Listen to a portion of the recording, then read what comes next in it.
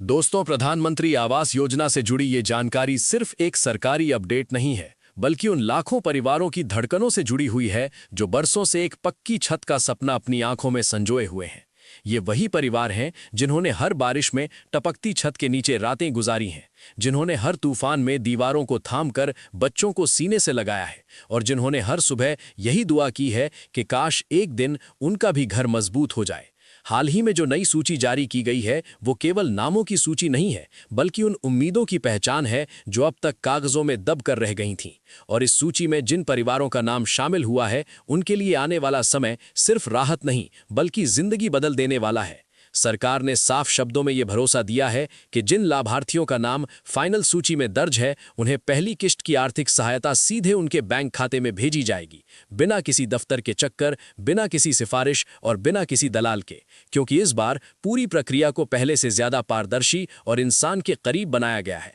ताकि कोई भी जरूरतमंद ये महसूस न करे कि उसे अपने हक के लिए किसी के आगे हाथ फैलाना पड़े। ये पैसा सीधा खाते में पहुंचेगा ताकि हर रुपया उसी हाथ तक पहुंचे जिसने सालों से इस छत का इंतजार किया है। लेकिन दोस्तों, ये भी उतना ही जरूरी है कि हर आवेदक अपनी स्थिति को गंभीरता से समझे, क्योंकि कई बार देखा गया है कि पात्र होने के बावजूद छोटी सी तकनीकी गलती या कागजों की कमी नाम को सूची से बाहर कर देती है। और यही वजह है कि इस बार सरकार ने सूची तैयार करने से पहले सामाजिक स्थिति, आर्थिक हालत, आवास की वर्तमान स्थिति, पारिवारिक आय और सरकारी रिकॉर्ड का कई स्तरों पर मिलान किया है, ताकि किसी गलत व्यक्ति को फायदा ना मिले और कोई सही व्यक्ति पीछे न छूटे। खासतौर पर ग्रामीण इलाकों के वे परिवार जिनके पास आज भी पक्का मकान नहीं है, जो झोपड़ी या कच्ची दीवारों के बीच जिंदगी काट रहे हैं, उन्हें इस योजना में प्राथमिकता दी गई है। साथ ही विधवा महिलाएं, दिव्यांग व्यक्ति, बुजुर्ग नागरिक और वे परिवार जिनके पास कोई स्थायी सहारा नहीं है, उनके लिए ये योजना एक ढाल बनकर खड़ी है।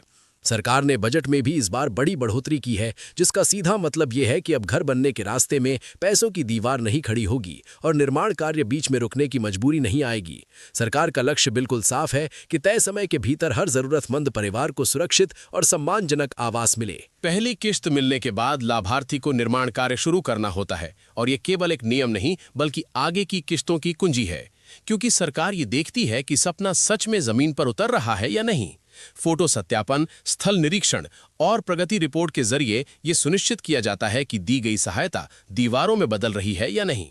इसलिए लाभार्थियों को पहले से जमीन से जुड़े कागजात, निर्माण की योजना और स्थानीय प्रशासन से तालमेल जैसी तैयारियां करके रखनी चाहिए, ताकि पैसा आते ही काम रुक न जाए।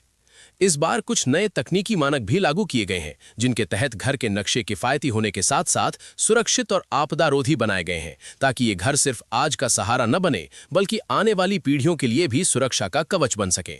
योजना में केवल छत नहीं बल्कि शौचालय, बिजली और स्वच्छता जैसी बुनियादी सुविधाओं को भी जोड़ा गया है, ताकि जीवन स्तर सच में बदले। शहरी और अर्ध शहरी क्षेत्रों के लिए भी अलग दिशा निर्देश तय किए गए हैं, ताकि वहां रहने वाले पात्र परिवार भी इस उम्मीद से वंचित न रहें।